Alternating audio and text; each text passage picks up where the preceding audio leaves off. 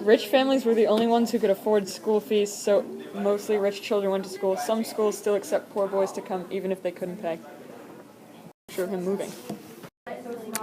Most poor girls didn't have the privileges of boys in the Victorian age, and so that resulted in most being uneducated. Most girls from richer families were homeschooled, though some went to boarding schools as well. Students must stand up to answer questions and wait for permission to speak. Students must call teachers Sir or Miss or Mrs.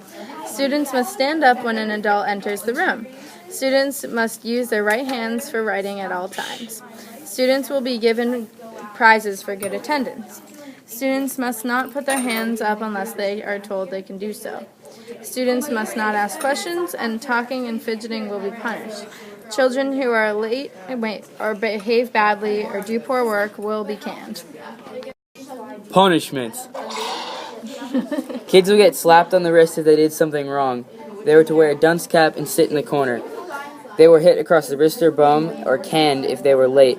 In Scotland, leather was used instead of a cane. All punishments were logged in a punishment book, and left-handed students were punished.